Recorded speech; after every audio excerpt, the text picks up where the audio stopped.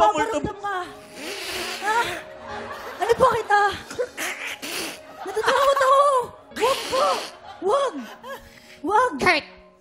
Kontsahin mo. Hindi kita, tita. Makikiraan lang ako. Dumaan. Uwi na ako sa bahay ko. You got! Dito lang sa TikTok Lang. Happy birthday, Thor. Ay, thank you sa pagpunta. May ibabalita sana ako sa'yo. Ay, ano yun? Yung ex mo, yung hindi namin bet, nakita ko kasama yung best friend mo eh. Ala, Mukhang naman matagal ganun? na yata sila.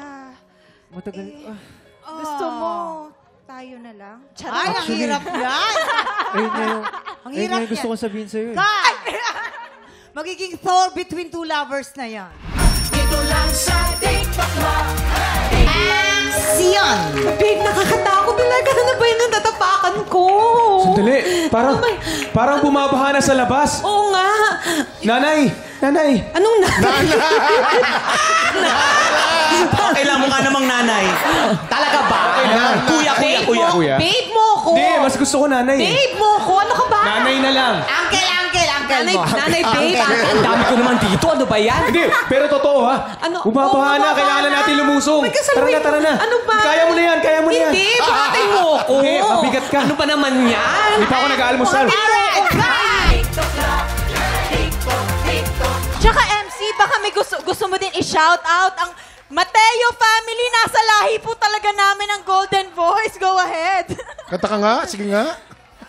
Ikaw ang tunay na ligaya. Sige, go ahead, MC. TikTok Lang. TikTok Lang. Tinapay na may keso daw, oh! Wititik! Hindi ba?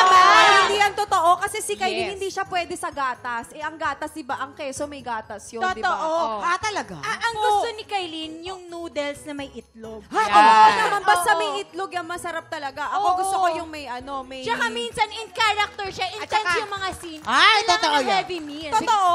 Wag Ako yung din, gusto ko rin mga itlog.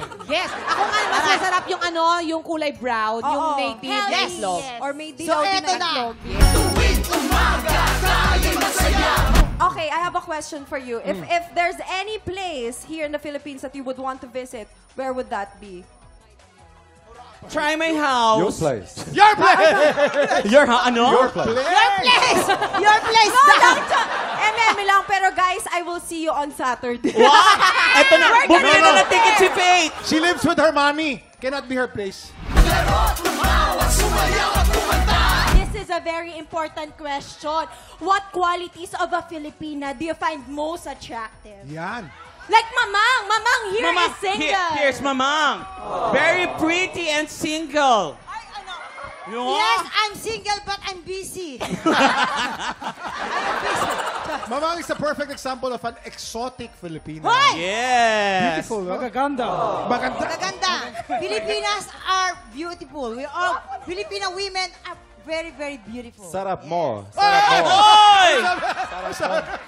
Masarap kasama kabandingan. Yes, masarap magluto. Masarap magluto. Ang sarap mo daw, Mamang. Oh my God.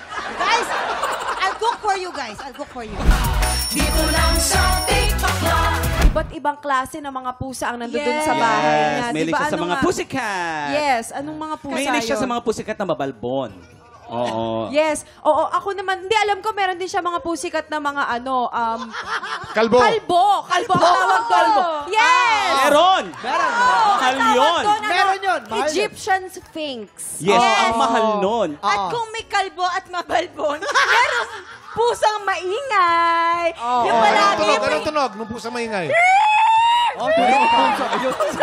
paswang na yun. Nalulungkot nga siya pag nakakita siya sa kalsada ng mga pusa na nililigaw. Kinukuha niya yun. Binibigyan niya ng Over pangingay. 80 plus, di ba, ang mga Yes, pusa? 82 na 82. TikTok Lang. TikTok. Yorme, magaling ka palang sumayaw. Hindi ko alam.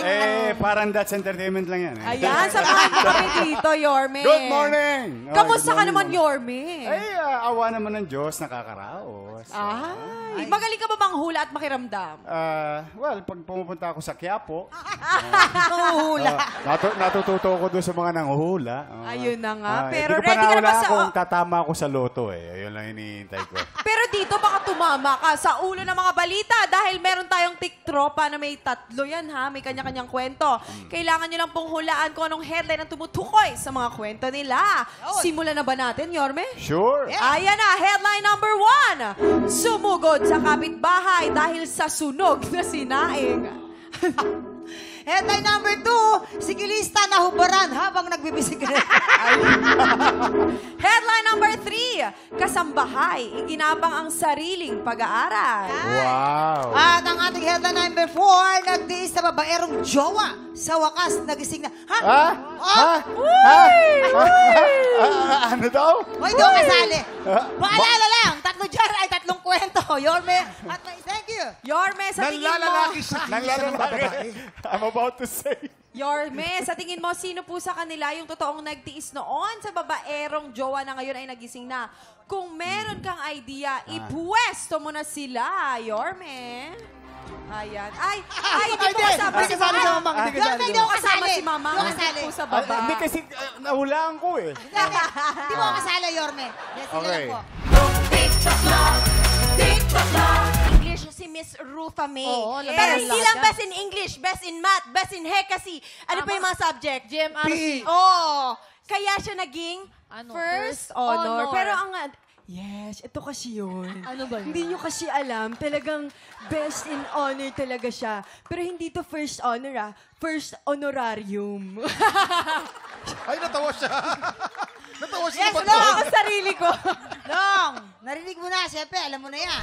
Tiktropa, pinanood mo hanggang sa dulo itong video na to. Very good ka. For more happy time, watch more TikTok Clock videos on our official social media pages and subscribe to GMA Network official YouTube channel.